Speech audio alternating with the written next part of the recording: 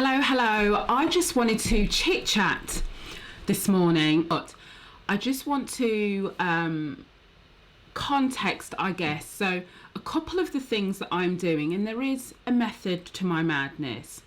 So, I have moved from only doing video to finding various formats where we can still use a camera and a mic. So, I've got my live conversations, as you know, and I will continue with those, and they will be a mixture of business focused, like really tight business focused conversations about anti-racism or equity, but they can also branch off into issues that I think are important for us to talk about if we are truly gonna have a 360 understanding of the impact of racism, both inside of work and maybe outside of work.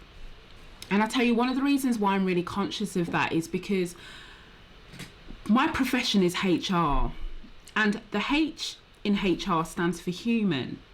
It doesn't stand for business. It doesn't stand for organization. It doesn't stand for, leader. It stands for human, right?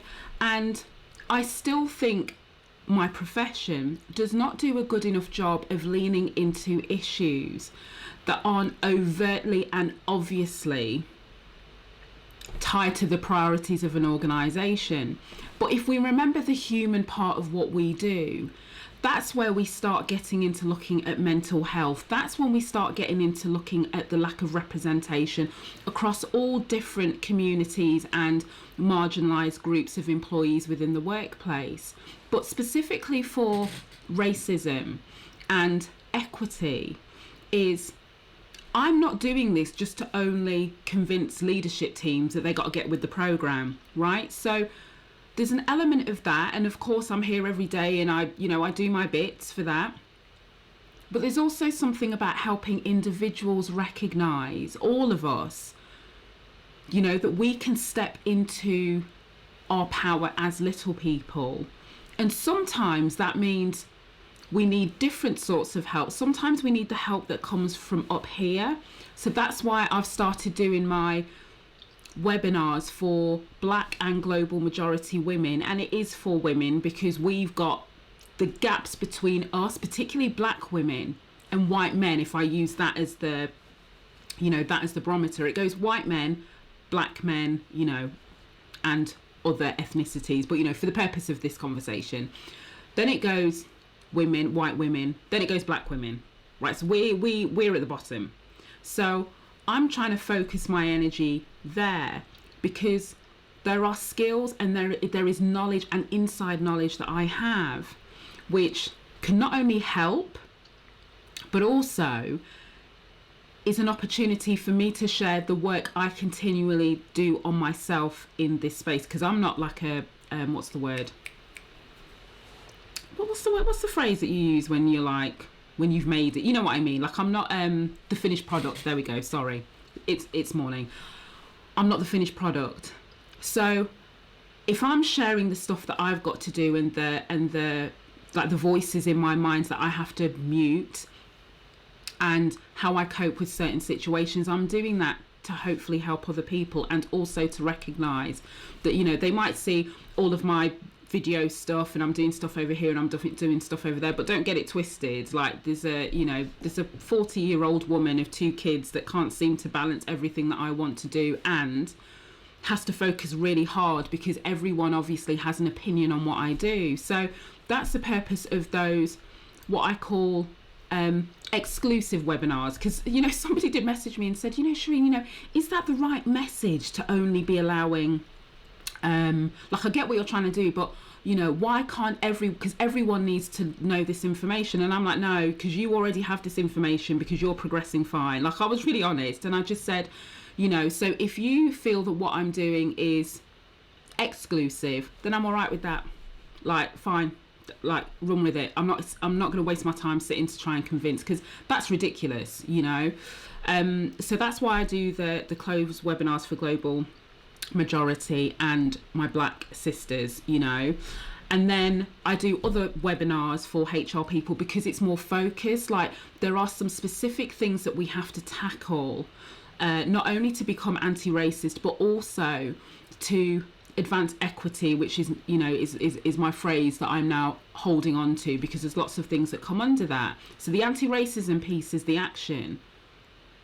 The advancing equity, which means you advance representation, which means fundamentally you're creating a culture that looks after and nurtures people who look like me. Therefore, everybody has a better chance of being looked after. Needs some specific actions and some specific ways of thinking, but also some things to unlearn.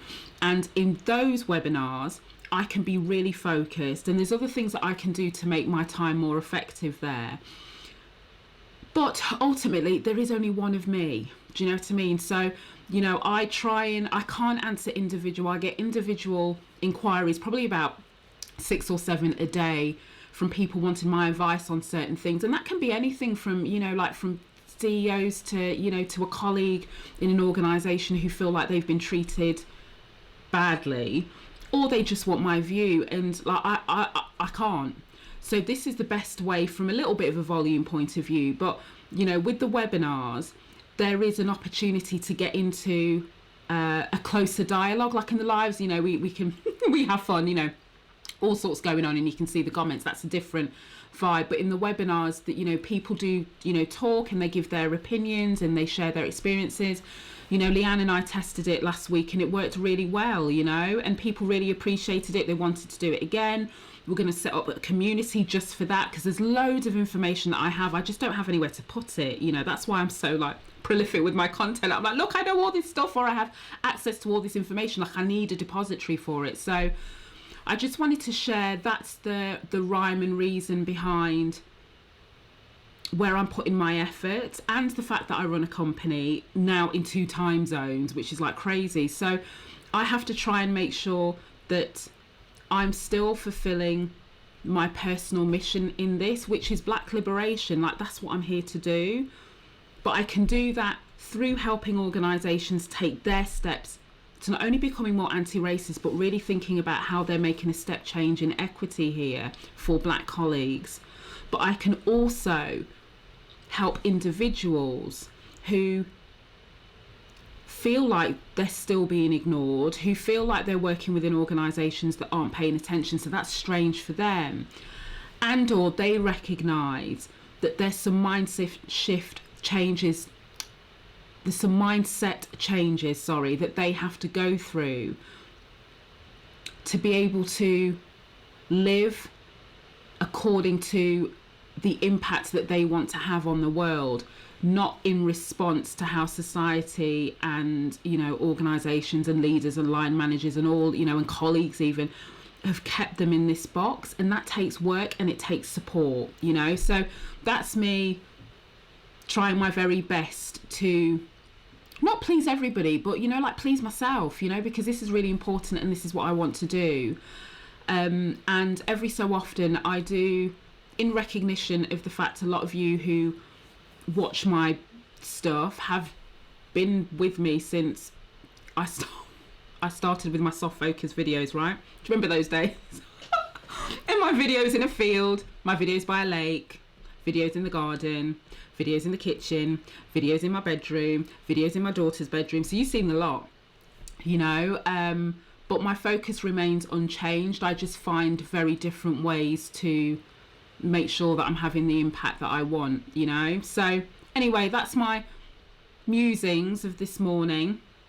So I hope that all makes, well, I know it makes sense, but I'm just giving you like a little insight into my world. So this video is only going to be stuck on YouTube, and yeah, I've got my HR Rewired TV platform, which is off in a way, and, you know, currently being indexed.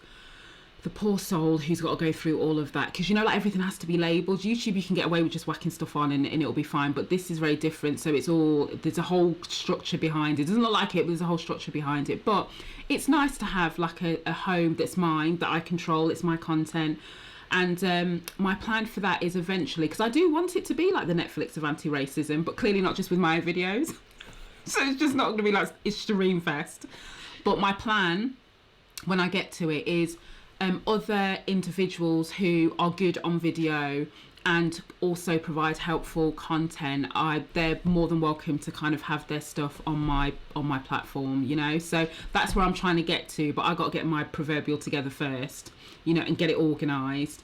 But you know, like, people like it, and you know, people are like, there's people licensing my content, which is a very strange place for me to be in, but equally it's gratifying that they recognize the value, you know. So I'll keep putting out free content. And you know, just to be crystal clear, like, if this was really a chore, I wouldn't do it, but I do enjoy it, like, you can tell, otherwise I won't be able to do it so often. And as I was saying to somebody, and I say often, right, the beautiful thing about doing video is it doesn't talk back. Do you know what I mean? So it's fabulous. I can just talk to myself all day. And remember, there's parts of my personality that's quite introverted. So, you know, my sociability factor. So video works perfectly because I don't get the energy off people that can kind of, sometimes it's like too much. So, yeah. Anyway, I think that's enough rambling for today. I hope you continue to keep well. I hope you're feeling like you're making progress in this space, however you're trying to play your part. You know, it's appreciated. It needs all of us. You know, nothing has changed. You know, the world hasn't magically woken up and is universally committed to getting better. So all our efforts, no matter how small, is still absolutely needed. All right. So thank you as always for listening. And yeah, I'm not sure when will I be back with you? I don't know. I'll be back. Yeah, you know me. I'm just like spontaneous, you know. So I'll pop up. You'll see me again. All right. Well, if you're around, don't forget, I've got my HR webinar on Thursday. Then I've got, oh my god, let me just quickly tell you, like, I should really record a separate video, but I'll probably clip this and share it separately. I'm doing a live with 2 lawyers on Tuesday, which is, what's that, the 10th of March. And I don't know if you've heard about this case. I'll put it in the comment section or the description section of the video. But basically, an employment tribunal in the UK ruled that organisations can't rely on their stale diversity training as their first line of defence when an employee raises an issue about racial harassment or racial discrimination. Oh, listen, let me tell you, the tea with this case is amazing. So I'm going to have so much fun, and I know it's a very serious topic.